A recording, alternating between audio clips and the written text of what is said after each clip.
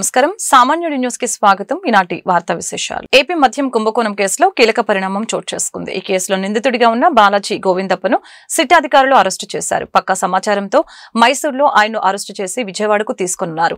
Govindappa Bharati cements పూర్తి కాలపు director గా ఉన్నారు. మద్యం కుంభకోణం కేసులో విచారణకి హాజరు కావాలంటూ గోవిందప్పతో పాటు సీఎంఓ మాజీ కార్యదర్శి ధనుంజయ రెడ్డి, మాజీ సీఎం జగన్, ఓఎస్టీ కృష్ణమోహన్ రెడ్డికి 3 రోజుల క్రితం సిట్ అధికారులు మద్యం కుంభకోణం కేసులో విచారణకు హాజరు కావాలంటూ గోవిందప్పతో పాటు సీఎంఓ మాజీ కార్యదర్శి ధనుంజయ రెడ్డి, మాజీ సీఎం జగన్, ఓఎస్టీ కృష్ణమోహన్ రెడ్డికి 3 రోజుల క్రితం సిట్ అధికారులు నోటీసులు ఇచ్చారు. ఈ ముగ్గురిని విజయవాడ కమిషనరేట్లోని సిట్ కార్యాలయంలో ఆదివారం ఉదయం 10 గంటలకి విచారణకి హాజరు కావాలని ఆదేశించారు.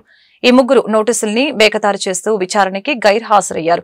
ఇప్పటికే వీరి ముందస్తు బెయిల్ పిటిషన్ ని హైకోర్టు కొట్టివేసింది.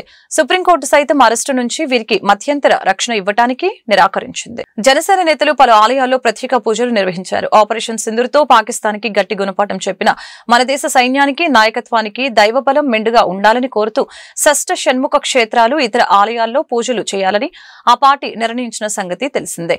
దీనిలో భాగంగా మంగళవారం విజయవాడ ఇంద్రకీలాద్రిపై శ్రీ కనకదుర్గమ్మకు మంత్రి నాదెండ్ల మనోహర్, ఎమ్మెల్సీ హరిప్రసాద్ ప్రత్యేక పూజలు చేశారు. కర్ణాటకలోని ఘాటి సుబ్రహ్మణ్య క్షేత్రంలో రాజానగరం ఎమ్మెల్యే బత్తుల బాలరామకృష్ణ ఆధ్వర్యంలో నేతలు అర్చన, అభిషేకాలు, కళ్యాణోత్సవం నిర్వహించారు. దేశ సైన్యానికి దైవబలం మెండుగా ఉండాలని ప్రార్థించారు.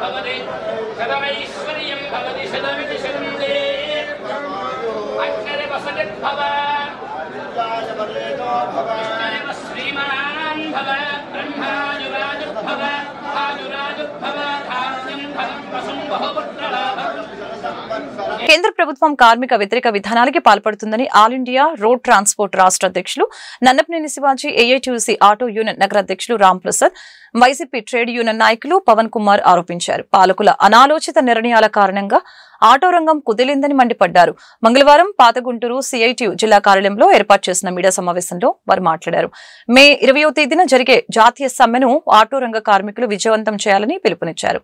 ఈ సమావేశంలో ఆటో వర్కర్స్ జేఏసీ నేతలు B Lakshmanarao, K Srinivasarao, SK Mastanvali, Murali, Rambabu, Shankar పాల్గొన్నారు. నెల 20వ తేదీన దేశవ్యాప్తంగా కార్మిక సంఘాలన్నీ కలిపి ఏదైతే 29 కార్మిక చట్టాలు ఉన్నాయో అవి కేంద్ర ప్రభుత్వం రద్దు చేసి 4 లేబర్ కోడ్లుగా తీసుకొచ్చింది. కార్మికులకు నష్టం కలిగించేలాగా, అదేవిధంగా యజమానికి ఉపయోగం కలిగేలాగా కార్మిక చట్టాల్లో మార్పు చేశారు. వాటిని రద్దు చేయాలని చెప్పి ఇతర సమస్యల మీద దేశవ్యాప్తంగా సార్వత్రిక సమ్మె జరుగుతూ ఉంది.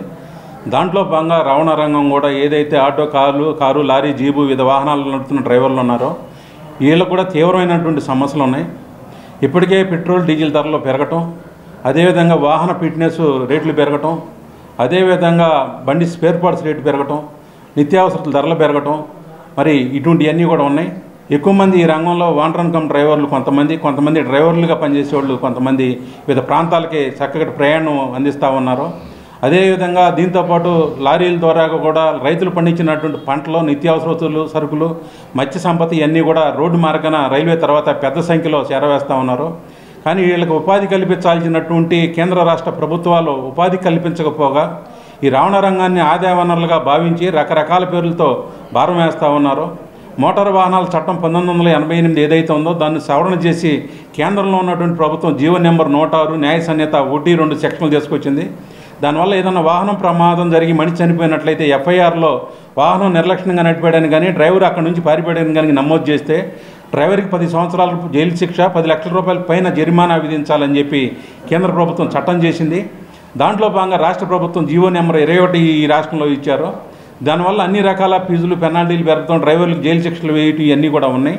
మే 20వ తారీఖు జరగబోయే సార్వత్రిక సమ్మెకు మా గుంటూరు జిల్లా తరపు నుంచి వైఎస్ఆర్టీసీ తరపున పూర్తి మద్దతు సహకారం అందిస్తామని, అలాగే మొన్న రీసెంట్గా ఎన్డీఏ కూటమి 3వసారి గెలిచినాక లేబర్ కోర్టుని 29ని 4 చేశారు. 18 గంటల డ్యూటీని 16 గంటలు అంటున్నారు. 14. ఇది అమెరికా కాదు, ఇది ఓన్లీ ఆంధ్రప్రదేశ్ భారతదేశం అని చెప్పి తెలియజేస్తున్నాను. కార్మికులు మీ చేతల్లో లేరు. కార్మికులు లేనిది మీ వ్యవస్థ ఏది పనిచేయదు. కార్మికులు లేనిది మీ కంపెనీలు పనిచేయవు. ఏవి కూడా కార్మికుల మీద ఆధారపడి ఉందని 20వ తేదీన జరుగుతున్నటువంటి సార్వత్రిక సమ్మెకు గుంటూరు నగరంలో ఉన్నటువంటి ఆటో ఫెడరేషన్ మొత్తం కూడా ఈ సమ్మెకు మద్దతు తెలపడం జరుగుతుంది. అలాగనే ఈ ఆటో కార్మికులకి ఈ ఎన్డీఏ కూటమి ప్రభుత్వం నేను ఎన్నికల్లో గెలిచిన తర్వాత సంక్షేమ బోర్డును ఏర్పాటు చేస్తామని ఈ ముఖ్యమంత్రి గారు చెప్పడం జరిగింది, హామీలు ఇవ్వటం జరిగింది. అలాగనే గత ప్రభుత్వం ఆటో కార్మికుడికి సంవత్సరానికి 10,000 రూపాయలు వైఎస్ఆర్సీపీ ప్రభుత్వంలో ఆటో కార్మికుడికి నమ్మకంగా డబ్బులు ఇస్తుంటే వీళ్ళ బూటక మాటలని వీళ్ళు ఓటు బ్యాంకుని చేర్చుకోవడం కోసమై ఈ ప్రభుత్వం 15,000 రూపాయలు ఇస్తా అని చెప్పి ఇంతవరకు ఎటువంటి హామీ అనేది లేకుండా పోయింది. అందుకని ఆటో డ్రైవర్లారా మేలుకోండి, ఈ ప్రభుత్వాన్ని తరిమి కొడదాం. మళ్ళీ మనం వైఎస్ఆర్సీపీ ప్రభుత్వాన్ని లాంటి ప్రభుత్వాన్ని గనక తెచ్చుకుంటే మళ్ళీ మనకి సంక్షేమ బోర్డులు అన్నీ కూడా ఏర్పడతాయని కూడా తెలియజేస్తున్నాను.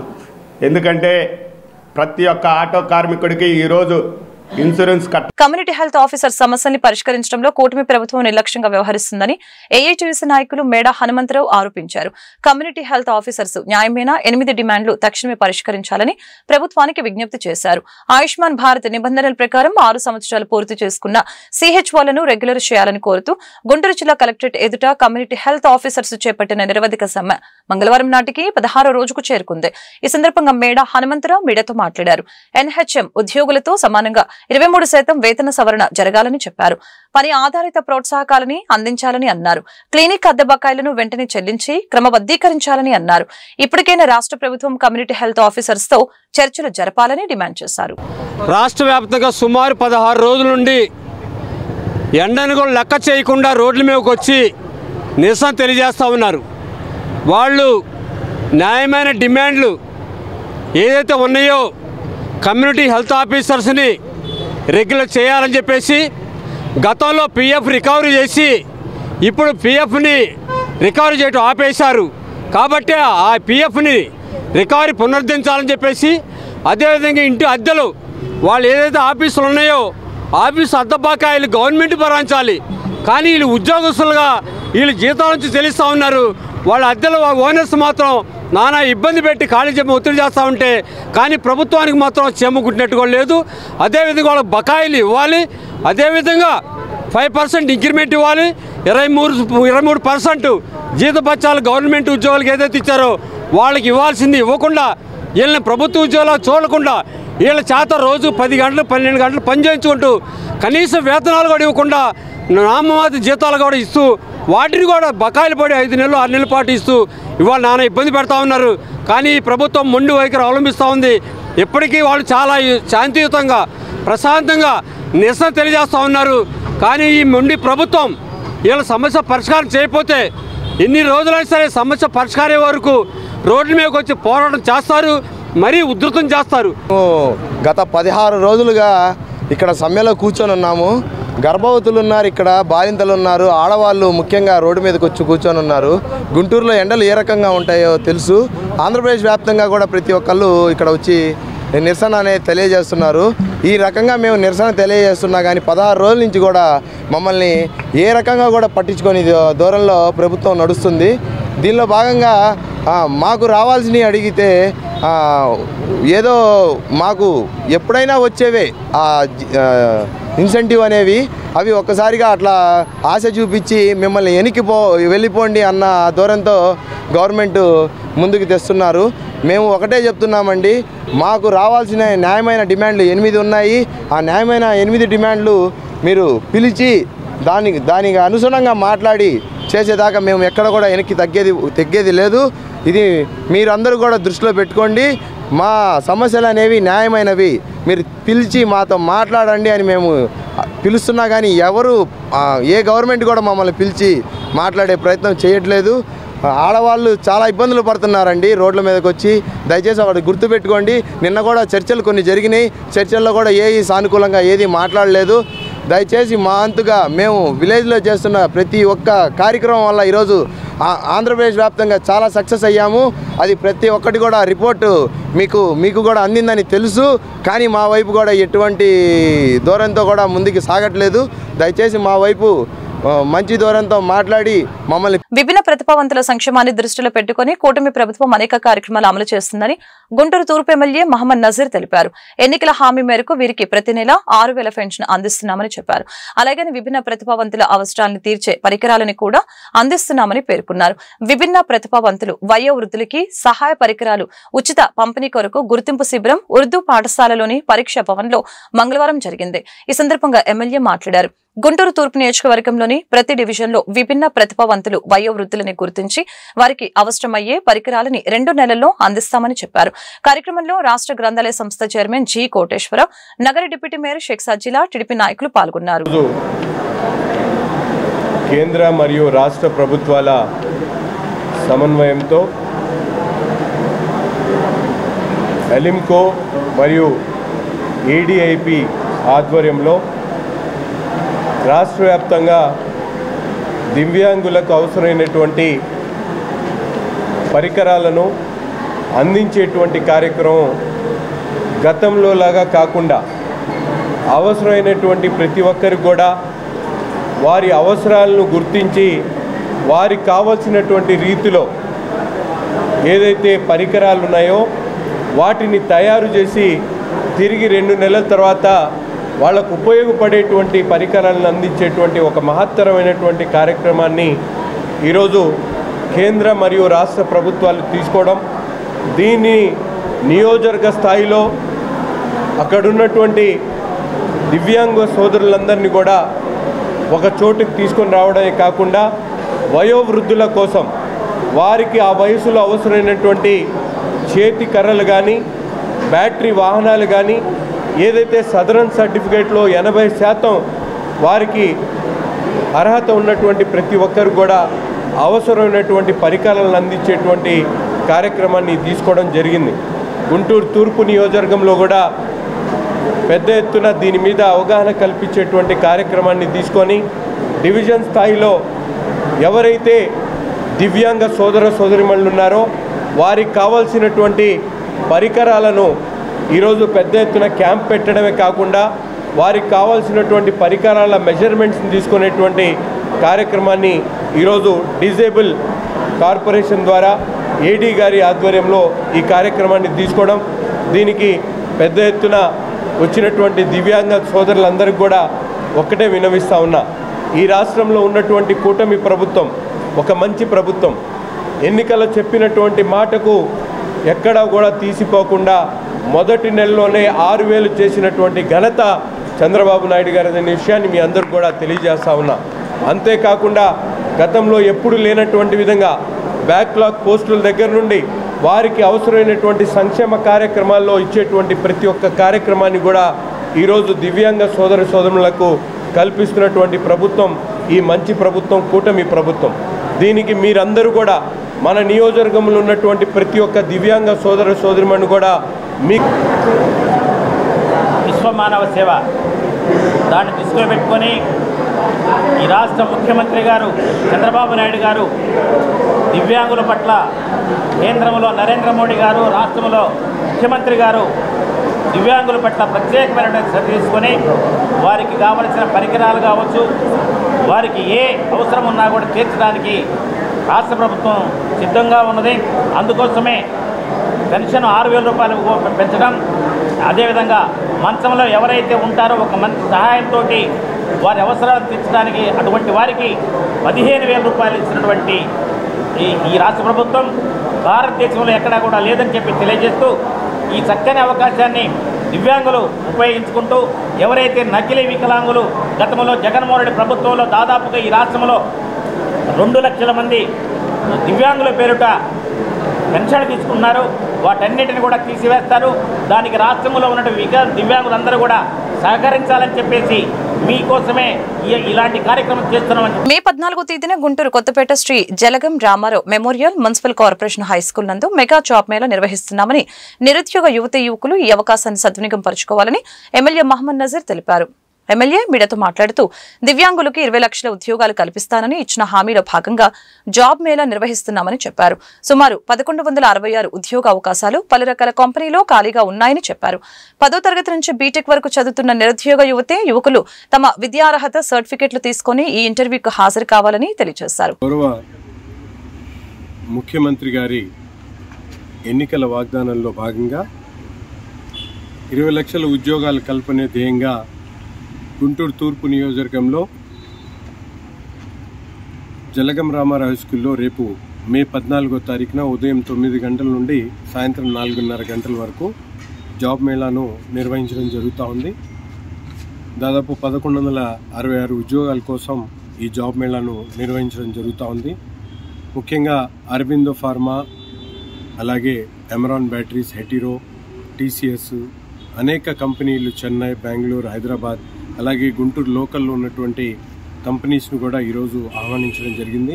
వాళ్ళందరూ కూడా వివిధ హోదాల్లో 10వ తరగతి నుండి బీటెక్ కానీ, అలాగే ఎంబీఏ కానీ, ఐటీఐ కానీ, పాలిటెక్నిక్ కానీ వివిధ కోర్సుల్లో ఉత్తీర్ణులై ఉద్యోగాల కోసం వేచి ఉన్నటువంటి విద్యార్థులకు, నిరుద్యోగులందరూ కూడా ఒక మంచి అవకాశంగా దీన్ని సద్వినియోగం చేసుకోవాలని చెప్పి మనస్ఫూర్తిగా కోరుకుంటూ, కూటమి ప్రభుత్వం ప్రతి ఒక్కరికి కూడా ఉద్యోగాలు కల్పించేటువంటి ధ్యేయంతో మానవ వనరుల శాఖ మంత్రి నారా లోకేష్ గారి ఆదేశానుసారం ఈ కార్యక్రమాన్ని గుంటూరు తూర్పు నియోజకవర్గంలో నిర్వహించడం జరుగుతూ ఉంది. కాబట్టి నియోజకవర్గ ప్రజలందరూ కూడా తప్పనిసరిగా తమ పరిధిలో ఉన్నటువంటి ప్రతి ఒక్కరికి కూడా ఈ విషయాన్ని వాళ్ళ దృష్టికి తీసుకుని వెళ్లి. పల్నాడు జిల్లాలో మంగళవారం ఉదయం ఘోర రోడ్డు ప్రమాదం చోటు చేసుకుంది. ఈ ఘటనలో 4 మృతి చెందగా పలువురు తీవ్రంగా గాయపడ్డారు. వినుకొండ మండలం శివాపురం వద్ద బొప్పాయికాయల లోడుతో వెళ్తున్న బొలెరో ట్రాలీని లారీ ఢీకొనడంతో ఈ ప్రమాదం చోటు చేసుకుంది. ఘటనా స్థలిలో 3 మృతి చెందగా ఆసుపత్రికి తరలిస్తూ ఉండగా మరొకరు చనిపోయారు. మృతులంతా ప్రకాశం జిల్లా ఎర్రగొండపాలెం మండలం గడ్డం మీద పల్లికి చెందిన వ్యవసాయ కూలీలు. పోలీసులు ఘటనా స్థలానికి చేరుకుని దర్యాప్తు చేపట్టారు. క్షతగాత్రుల్ని సమీప ఆసుపత్రికి తరలించారు. Tollywood hero Bellamkonda Srinivas over action చేశారు.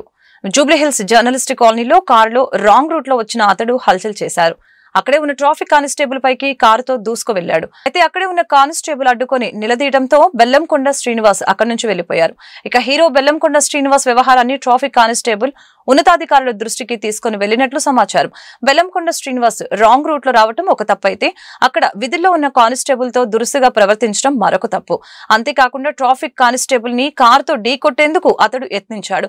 దీంతో కారులో ఉన్న వ్యక్తి ఎవరనే విషయాన్ని ట్రాఫిక్ కానిస్టేబుల్ సరిగ్గా గుర్తించలేదని తెలుస్తోంది. కానీ వాగ్వాదం మాత్రం వీరిద్దరి మధ్య చోటు చేసుకుంది. అయితే ఈ వివాదం సీసీ కెమెరాలో రికార్డ్ అయింది. వీర జవాన్ మురళీ నాయక్ కుటుంబానికి 25 లక్షల ఆర్థిక సాయాన్ని వైసీపీ అధ్యక్షులు మాజీ ముఖ్యమంత్రి వైఎస్ జగన్మోహన్ రెడ్డి ప్రకటించారు. మంగళవారం ఆయన గోరంట్ల మండలం కల్లితండాలో వీర జవాన్ మురళీ నాయక్ కుటుంబాన్ని పరామర్శించారు. అనంతరం మీడియాతో మాట్లాడారు. వీర జవాన్ మురళీ నాయక్ జీవితం స్ఫూర్తిదాయకమని, ఆయన త్యాగానికి ప్రజలంతా రుణపడి ఉండాలని చెప్పారు. జవాన్ చనిపోతే 50 లక్షల రూపాయలు ఇచ్చే సాంప్రదాయం తమ ప్రభుత్వం ప్రారంభించిందని, టీడీపీ కూటమి ప్రభుత్వం ఇదే విధానం కొనసాగిస్తుందని అన్నారు. వైసీపీ తరపున 25 లక్షల రూపాయలు ఆర్థిక సాయం అందిస్తామని వైఎస్ జగన్ తెలిపారు. దేశం కోసం పోరాడుతూ మురళీ నాయక్ వీరమరణం పొందారని, మురళి చేసిన త్యాగానికి దేశం రుణపడి ఉంటుందని చెప్పారు. మురళి ఆత్మకు శాంతి కలగాలని కోరుకుంటున్నా. మురళి కుటుంబానికి వైసీపీ అండగా ఉంటుందని వైఎస్ జగన్ తెలిపారు. తాను పోరాడుతూ తన చావు వల్ల అనేక మంది మిగిలిన అన్నదమ్ములు, అక్కచెల్లెమ్మలకు తాను ప్రొటెక్షన్ ఇస్తూ, రక్షణ ఇస్తూ తాను ప్రాణాలు కోల్పోయాడు. అలాంటి మురళిని కాడమైతే వెనక్కి తాలేము, కానీ మురళి చేసిన త్యాగానికైతే మాత్రం ఆంధ్ర రాష్ట్రంలో ఉన్న ప్రతి ఒక్కరం కూడా మురళికి ఇప్పటికీ కూడా రుణపడే ఉంటాం. రాష్ట్ర ప్రభుత్వం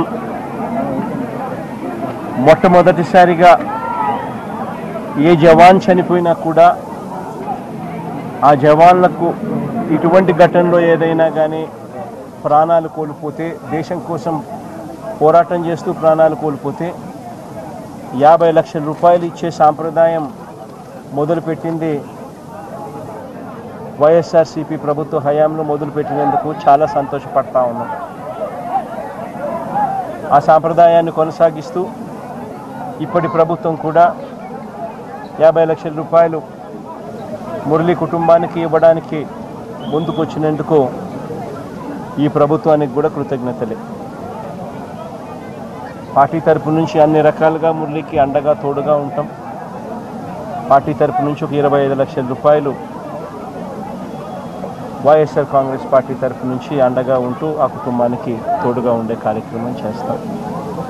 మనిషిని తేలేకపోయినా కూడా తాను చేసిన త్యాగానికి అందరం కూడా అండగా తోడుగా ఉండే కార్యక్రమం అయితే ఖచ్చితంగా జరుగుతుంది. గుంటూరు ఈస్ట్ డివిజన్ పరిధిలో రామిరెడ్డి తోట ప్రాంతంలో తెల్లవారుజామున జిల్లా SP Satish Kumar cordon search operation నిర్వహించారు. ద్విచక్ర వాహనాలని ఆటోలను తనిఖీ చేసి సరైన పత్రాలు లేని 60 ద్విచక్ర వాహనాలు 3 ఆటోల్ని స్వాధీనం చేసుకున్నామని పేర్కొన్నారు. గుంటూరు నగరంలో ఈ ఆపరేషన్ నిరంతర ప్రక్రియగా కొనసాగుతుందని తెలిపారు. అలాగనే రౌడీ షీటర్లు తమ పద్ధతి మార్చుకొని ప్రశాంత జీవనం కొనసాగించాలని సూచించారు. సరైన పత్రాలు లేని వాహనాలు కొనవద్దని ప్రజలకు విజ్ఞప్తి చేశారు. పత్రాలు లేని వాహనాలని ఆర్టీఓ ద్వారా కోర్టులో హాజరుపరుస్తామని అన్నారు.